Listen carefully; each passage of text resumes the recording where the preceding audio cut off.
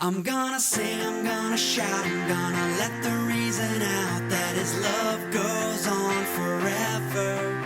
I'm gonna take it all the way. It was Mary Poppins who said, "A spoonful of sugar helps the medicine go down." But you know what? There are some medicines in life that need to go down even without that spoonful of sugar. Hi, I'm Pastor Bill with your Maple Minute for this Tuesday, February the 9th, 2021. You know, Solomon's going to teach us in chapter 7 of Ecclesiastes as we continue our study in the book of Ecclesiastes on this elusive meaning of life. Solomon's going to teach us some lessons that most teachers probably wouldn't bother teaching or they would avoid altogether. Now, I do have to put a disclaimer. Remember, as we always talk about this, Solomon is looking at life without God. He has forgotten God. In fact, he, towards the end of this, and I don't want to give it away, but towards the end of the book of Ecclesiastes, he's going to repoint us back to God because he's going to realize his goal of the meaning of life had no meaning without God. But, you know, I think what Solomon tries to get to in chapter 7 and starts off with is talking about the joy of misery. What? The joy of misery? Sure, the joy of misery.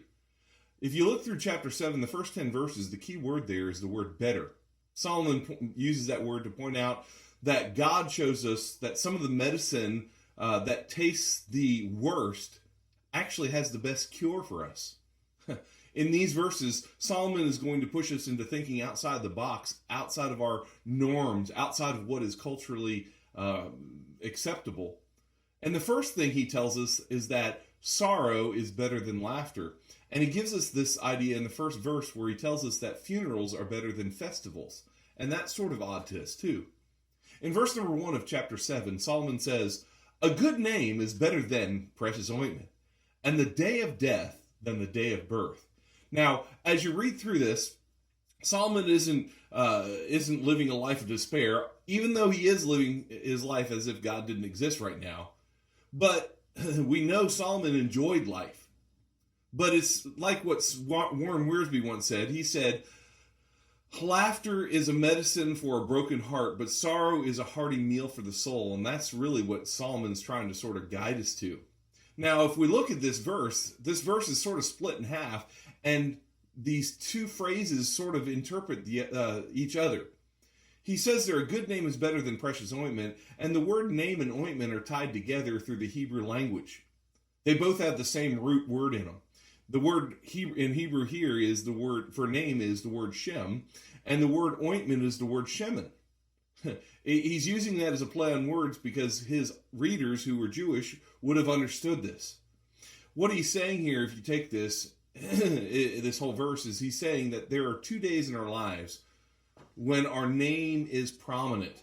That would be the day of our birth and the day of our death. And what happens between them, that period between the day of our birth and the day of our death, determines whether our name, our Shem, will be a good smelling ointment or just a name. And really what he's trying to do is help us understand that all that we ever do on earth, all the influence that we'll ever have, all of our reputation that we'll ever build, is summarized in the dash between the date of our birth and the date of our death. You've probably heard the famous poem, The Dash. Solomon was suggesting that if you die with a good name, you can no longer tarnish it. And he's right. But on the day of your birth, you have the entire life before you that is unwritten. In that regard, if you have a good reputation on the day of your death, it is better than the day of your birth. And that's what he's thinking.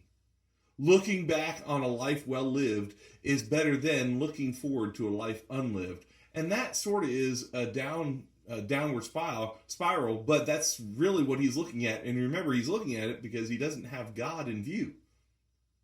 You know, ending a good life is better than beginning an unknown life to a point. But when God's grace enters into our life, it changes everything. And so all the mistakes, all the problems that we've created for ourselves, all the failed circumstances, really, God redeems. And so Solomon, though he's not looking at life with God, he's made some points that are good, but we have to remember in our day-to-day life, God redeems even our messed up mistakes. His second thought that he gives us is the fact that mourning is a better teacher than feasting. He says in verses 2 through 4, he says it's better to go to the house of mourning. Now, mourning, I don't mean early morning. I mean mourning as in tears is in bereavement. He says it's better to go to the house of bereavement than to go to the house of feasting. He's contrasting someone who is mourning over the loss of a loved one versus someone who's living in a party atmosphere, that house of feasting, hey, having a good time. He says, for this is the end of all mankind, and the living will lay it to heart. Sorrow is better than laughter, for sadness of the face, the heart is made glad. The heart of the wise is in the house of mourning, but the heart of fools is in the house of mirth. Folly, foolishness, that word, if you're not familiar. You know, Solomon doesn't want you to spend the rest of your daily time contemplating your death. That's not what he's talking about being a mourner is better than being a feaster. But what he wants you to see is that wisdom is forgotten, wisdom is forged in the fires of trouble, in the fires of disappointment, in the fires of mourning. Fools with carefree attitudes don't learn from the experiences of life, and that's really what Solomon's saying. Hey, you can have that party, have good time atmosphere, but you don't learn very much. See, the truth is that no one grows wiser who lives in that party life. That's the foolishness of it. In fact, you can see those famous people who've died. I guess they died at very early ages because they were in that party mode, and that party mode killed them, and they had no real life to show for it. The year in your life when everything goes well is the year that you'll learn the least, and you'll grow the least mature. That's just the truth. 2021 may have been a hard year for all of us, but I want you to know it was a teaching year, and we learned a lot about ourselves in that year. God isn't concerned about our momentary happiness.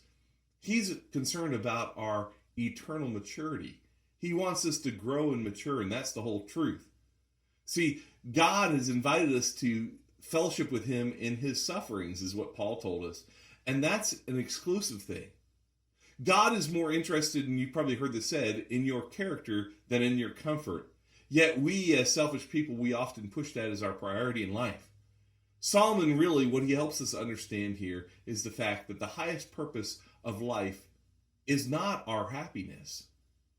We were not created to be happy people. That doesn't mean you don't get some joy in life and happiness. But when that's our total pursuit, we often come up empty, and we realize our life is worthless. That's what Solomon has realized. All the partying that he's done now without God, with all the women in his life and all of his wealth, haven't really led him to happiness.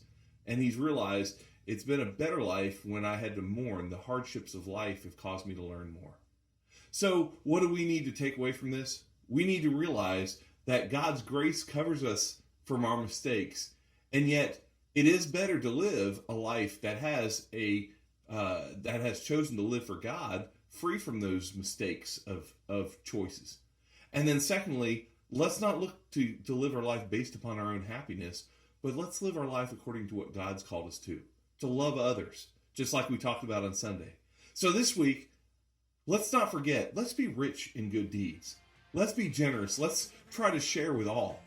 Let's find someone that we can be kind to and love like Jesus would, because that's what love asks us to do. 'Cause his love goes on forever. His love reaches to the high.